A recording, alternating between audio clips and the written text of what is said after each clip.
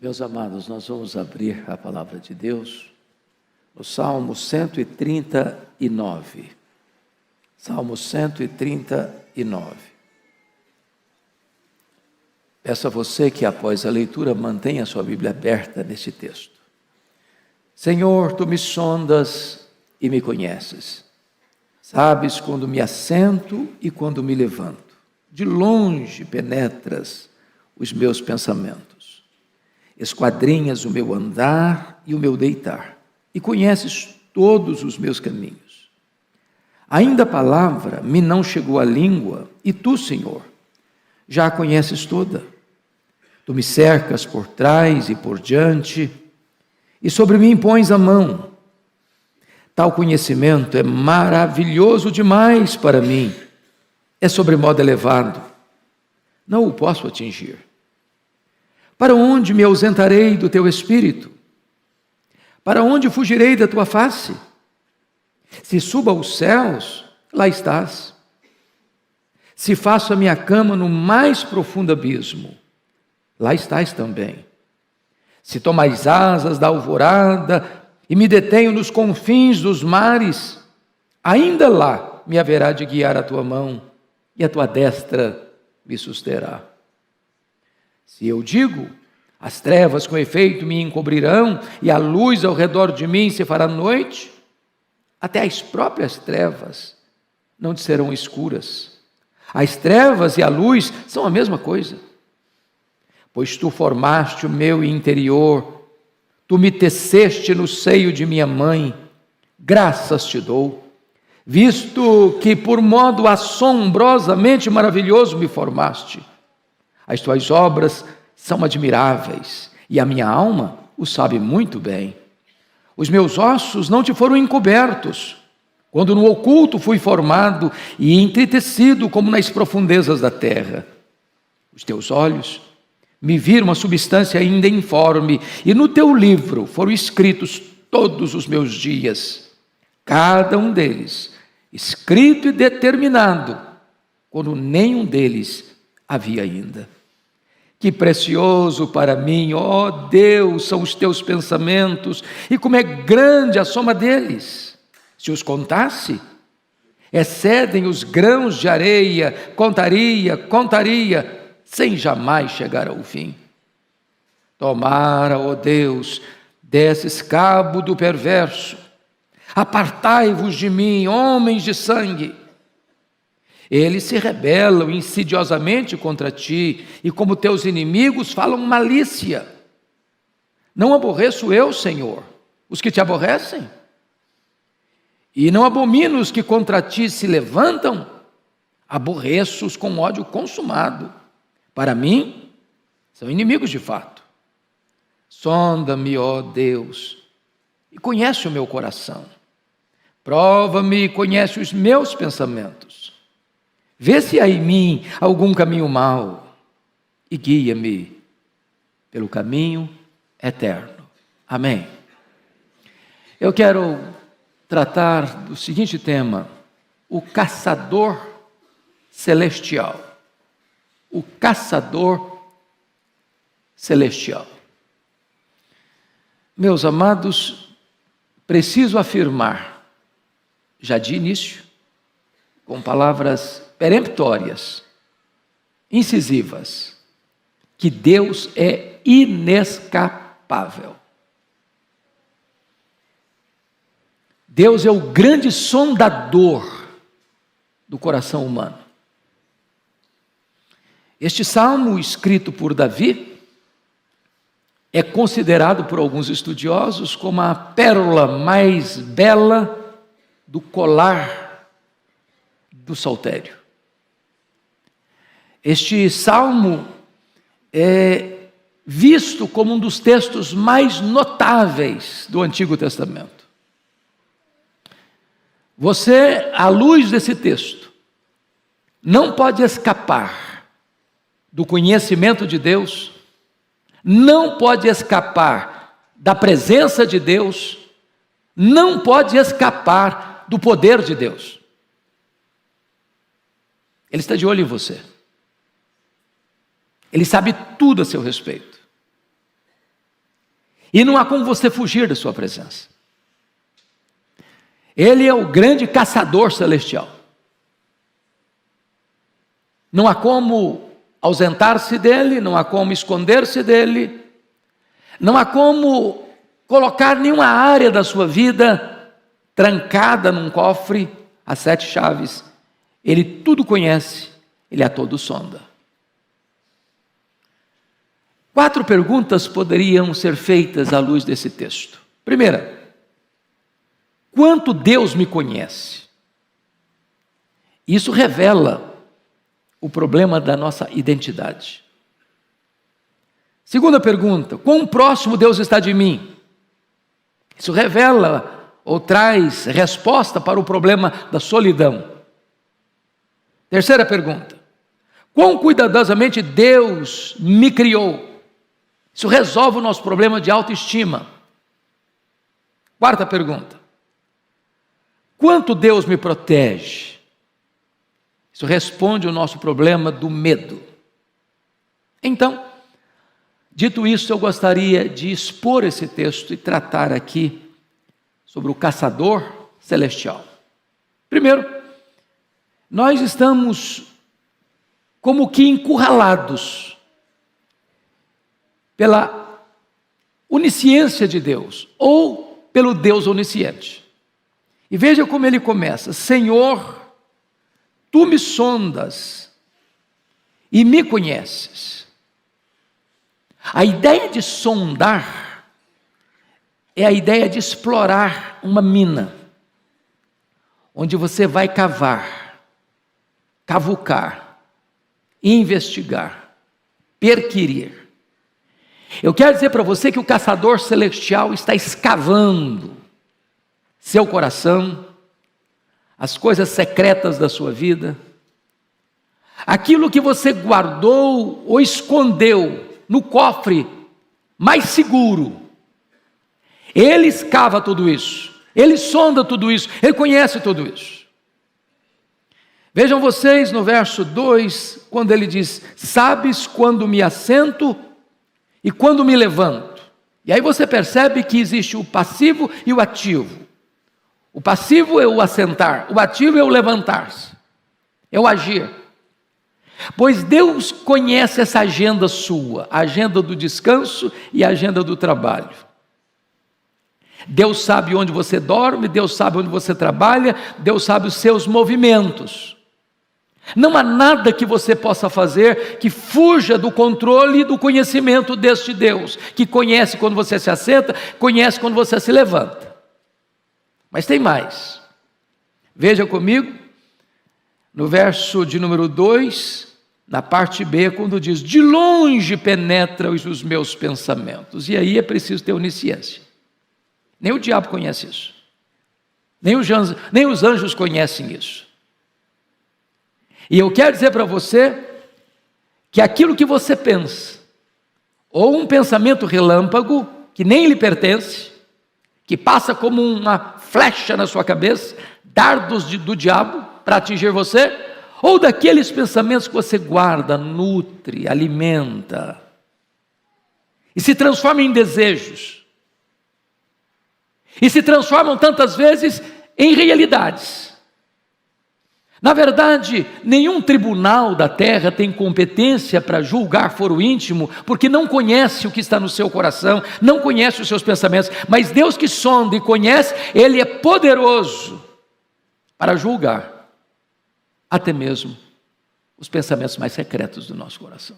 Nada escapa ao seu conhecimento. Mas veja você no verso 3, esquadrinhas o meu andar e o meu deitar, e conheces todos os meus caminhos. A ideia de esquadrinhar, na língua original, é exatamente a ideia de peneirar os grãos. Peneirar os grãos. Deus está peneirando você. Deus está passando você na sua peneira. E Ele sabe, e Ele conhece o seu andar e o seu deitar. Você pode fechar a porta. Você pode apagar a luz. Você pode jeitosamente trabalhar circunstâncias para que ninguém veja, para que ninguém saiba, para que ninguém seja testemunha. Mas Deus está lá.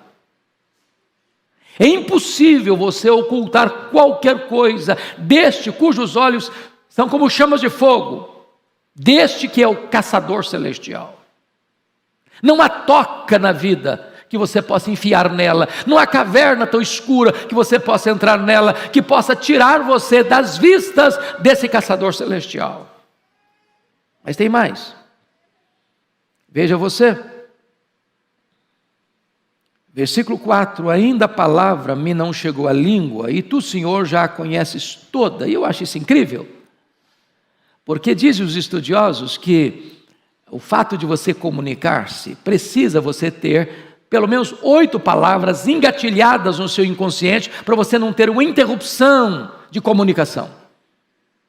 É por isso também que é preciso ter um bom vocabulário, porque senão a gente vai atropelar e falar a palavra que não gostaria de falar. Mas Deus conhece não só as palavras que você profere, mas Deus conhece as palavras que você gostaria de proferir. Às vezes nós nos revelamos pelas palavras, às vezes nós nos escondemos pelas palavras, às vezes nós falamos palavras para que as pessoas se enganem a nosso respeito, ou não conheçam aquilo que está no nosso coração, mas Deus conhece as suas, as minhas, as nossas palavras, muito antes de nós proferi-las.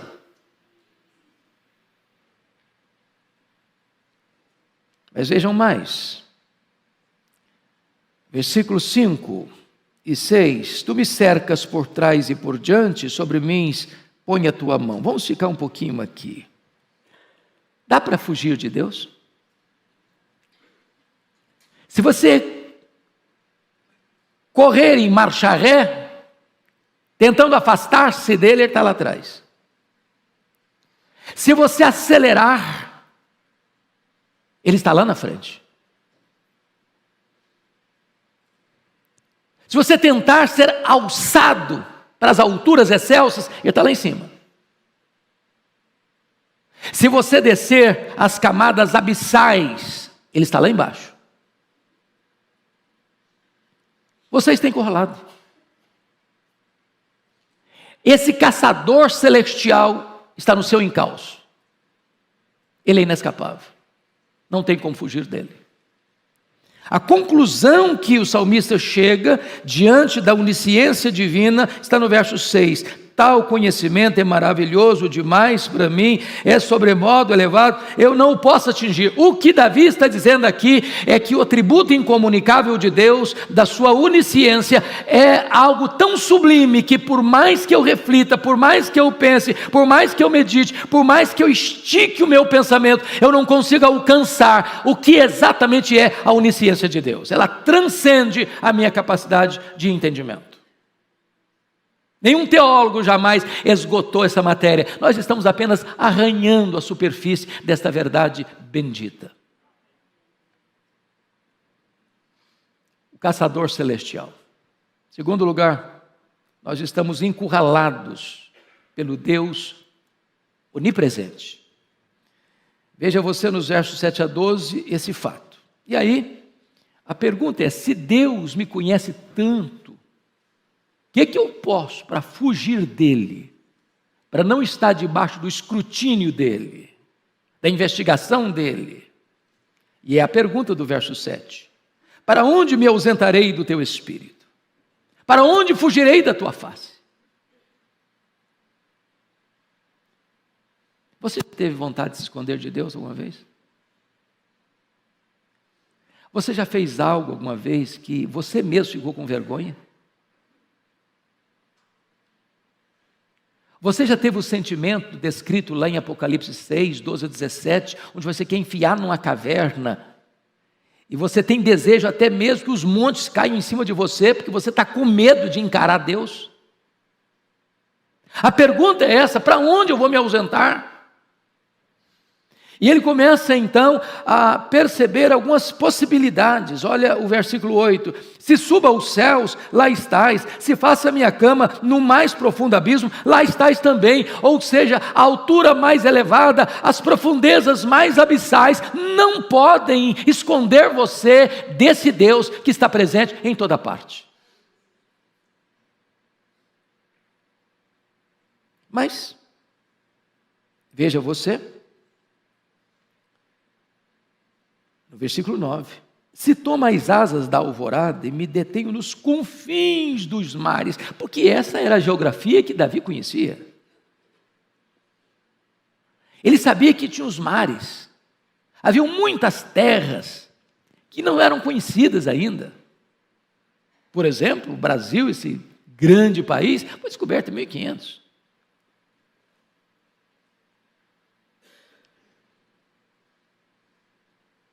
Ou seja, 2.500 anos depois de Davi.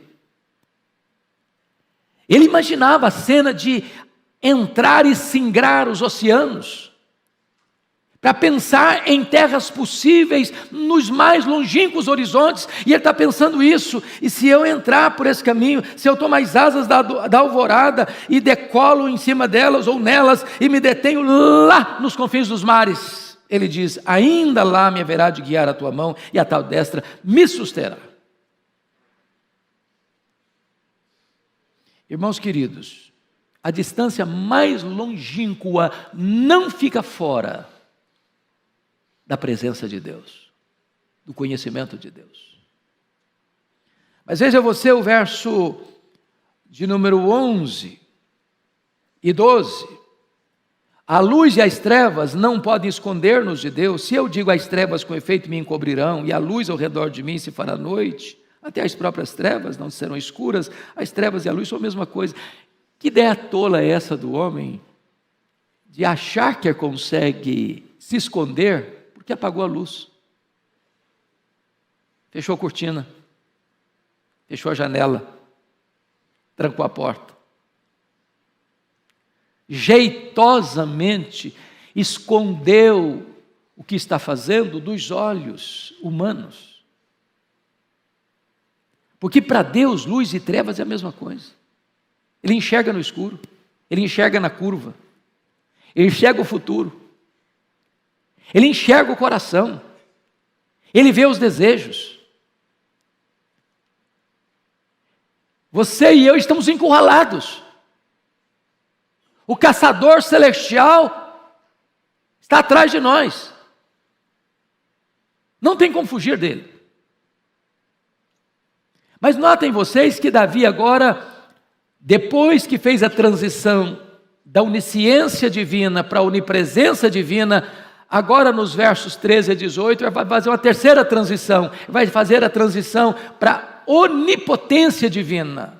Somos encurralados pelo Deus onipotente, versos 13 a 18. A primeira verdade que ele vai dizer, confira aí comigo, no verso de número 18, no verso 13, melhor dizendo, é esta aqui: pois tu formaste o meu interior, tu me teceste no seio de minha mãe.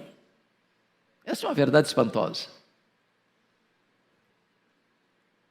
E significa que Deus não só criou você à sua imagem, à sua semelhança, mas Deus cuidadosa, meticulosamente entreteceu você, teceu você, formou você no ventre da sua mãe.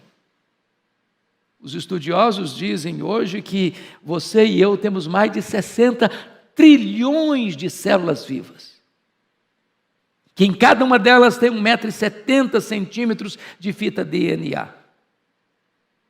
Que se você esticar essa fita DNA do seu corpo, você tem mais de 102 trilhões de metros de fita DNA, onde estão gravados, computadorizados, todos os seus dados genéticos, a cor dos seus olhos, a cor da sua pele, seu temperamento. Você não é produto do acaso. Deus pensou em você. Deus planejou você. Deus formou você. Você é o retrato da sabedoria de Deus. Você é o resultado do poder de Deus. Mas mais, olha aí no verso de número 14, a exultação dele: graças te dou, visto que por modo assombrosamente maravilhoso me formaste, e as tuas obras são admiráveis, e a minha alma o sabe muito bem. Eu lhe pergunto, você já agradeceu a Deus? Porque Deus formou você de uma maneira tão linda, e tão rica e tão extraordinária. Você já compreendeu que máquina incrível, máquina viva é o seu corpo? Você já imaginou quantas conexões há no seu cérebro? Você já perguntou quantos litros de sangue o seu coração já bombeou? Você já parou para pensar quão sublimes são os seus olhos, que captam as imagens? Você já agradeceu a Deus porque os seus ouvidos discernem os sons variados, que enchem a sua alma de doçura? Você já parou para perceber que o seu estômago processa os alimentos que você ingere, gerando vida para a sua vida? Você já agradeceu a Deus o fato de que você tem pulmões que recebem o ar e dão você a capacidade de respirar? Você já agradeceu a Deus pelos seus rins que filtram as impurezas do seu sangue? Você já agradeceu a Deus por esse milagre que se chama seu corpo? Deus formou você de maneira assombrosamente maravilhosa. Versículo 15. Os meus ossos não te foram encobertos quando no oculto fui formado e entristecido como nas profundezas da terra. Verso 16, os teus olhos me viram a substância ainda informe e no teu livro. Então vamos ficar só até aqui. Os teus olhos me viram a substância ainda informe. Aqui Davi está dizendo uma coisa, irmãos. Que a vida de fato começa na concepção. Portanto que nós não podemos jamais apoiar uma agenda de aborto, como se tirar uma criança, um ser humano, não uma massa humana, mas um ser humano, porque Davi já se entende como personalidade aqui, mesmo quando era uma substância informe, é um assassinato, com requinte de crueldade. É transformar o mais sagrado vestíbulo da vida, o ventre materno, num patíbulo de tortura e horror.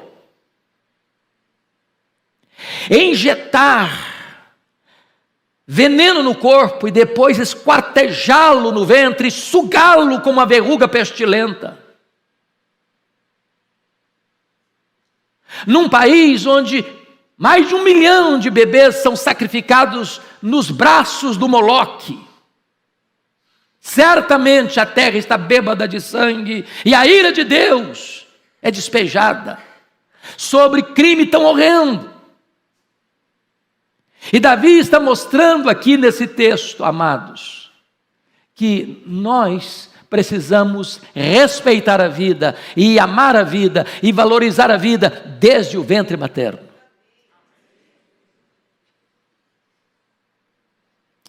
Mas ele diz mais.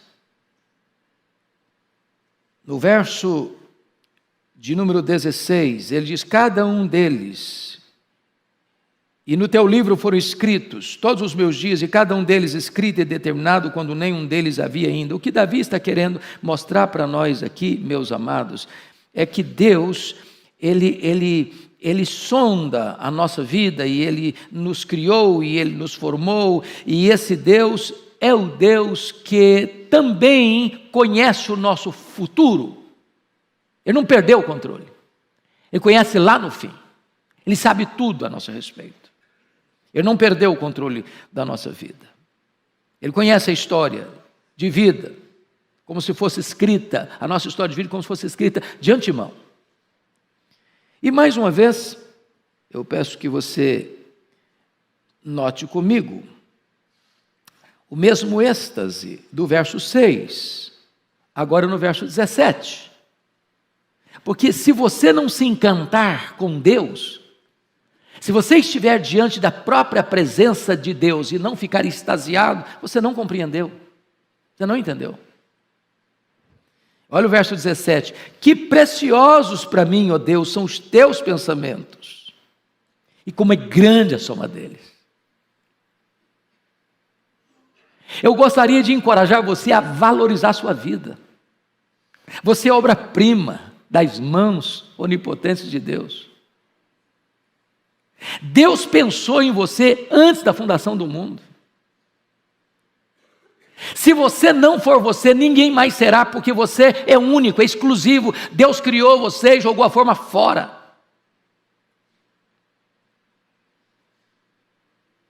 Então, ao olhar-se no espelho, não rejeite o projeto, porque rejeitar o projeto é rejeitar o projetista. Deus não errou, Deus não falhou, Deus não cochilou quando planejou você, quando formou você de maneira assombrosamente maravilhosa no ventre da sua mãe. Mas há uma quarta verdade nesse texto. Caçador celestial. Estamos encurralados pelo Deus onisciente, pelo Deus onipresente, pelo Deus onipotente. Mas em quarto lugar, nós estamos encurralados pelo Deus vingador. Olha comigo os versos 19 a 22. A rebeldia contra Deus é uma consumada insensatez. Versículo 19 e 20. Tomar, ó Deus, desses cabos do perverso, apartai-vos de mim, homens de sangue. Eles se rebelam insidiosamente contra ti, e como teus inimigos falam malícia. Você já parou para perceber que existem homens de sangue? Homens de sangue, aqueles que usam a sua inteligência dada por Deus para o mal, para matar, para destruir, para arruinar. Esses se rebelam contra Deus, mas de que maneira? Insidiosamente.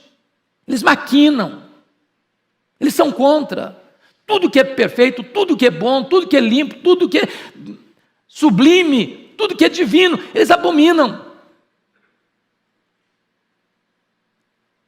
Eles se postam como inimigos de Deus, falando malícias contra Deus, contra a criação de Deus.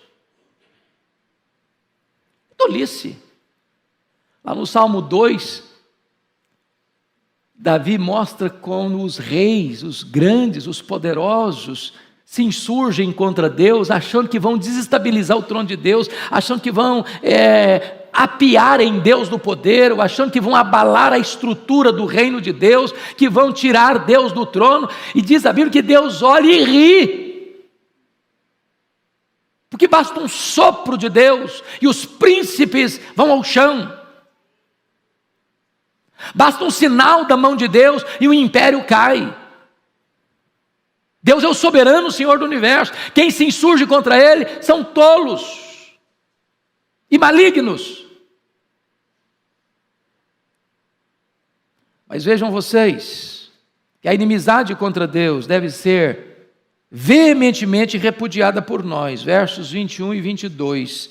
Não aborreço eu, Senhor, os que te aborrecem, e não abomino eu os que contra ti se levantam, aborreço-os com ódio consumado, para mim sou inimigo de fato. Não entendamos isso aqui, irmãos, como uma vingança pessoal. Não, é muito miúdo isso aqui, é muito pequeno isso aqui. Não é vingança pessoal. O que Davi tem é zelo pelo nome de Deus. O que Davi tem é não ser covarde para ficar neutro diante da prática do mal. Eu não posso reagir ao mal do mesmo jeito que eu reajo ao bem. Eu não posso ter o mesmo comportamento diante do que é certo, do que é errado, do que é verdadeiro, do que é mentiroso, do que é bendito, do que é maldito. Eu preciso me posicionar.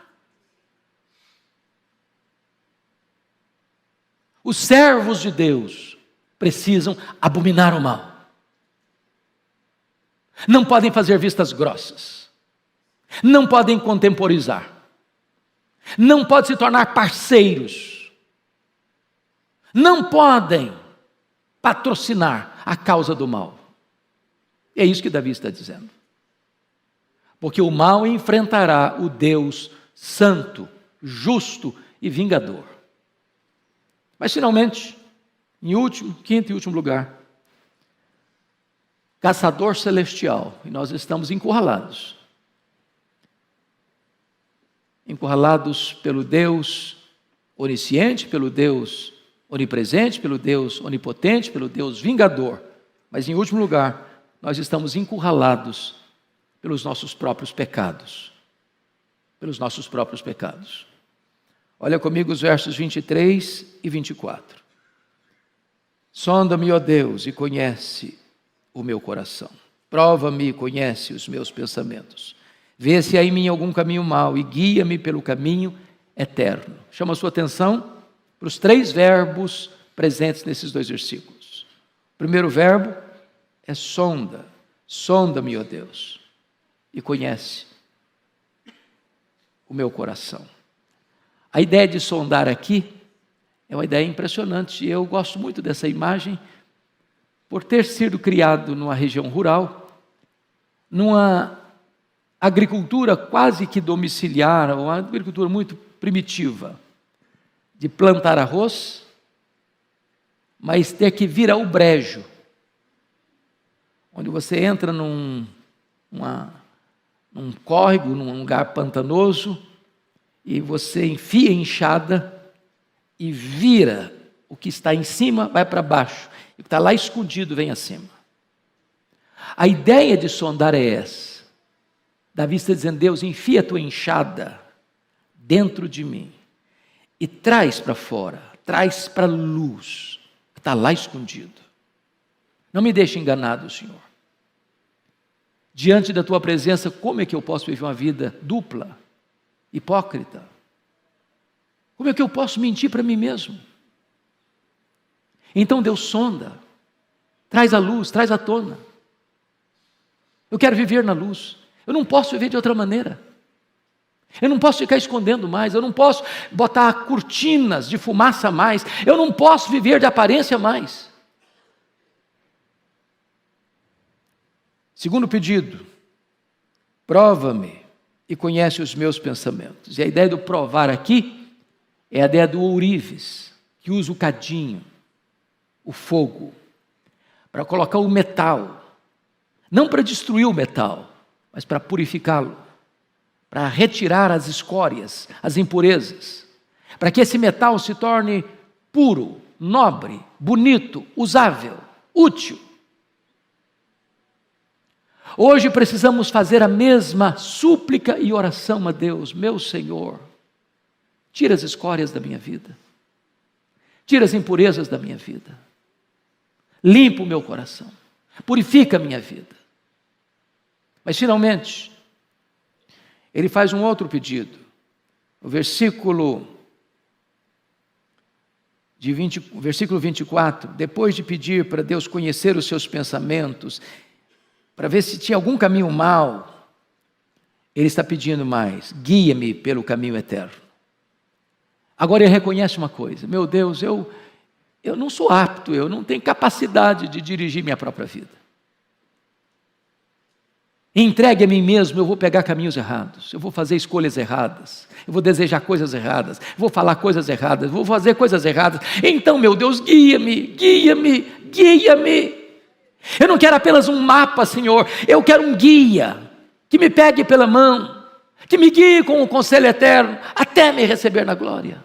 Guia-me, Senhor, não por qualquer caminho, eu quero ser guiado, Senhor, pelo caminho eterno, pelo teu caminho, que conduz à glória, que leva até o céu. Oh, amados, que Deus nos ajude, que Deus nos ajude. Eu termino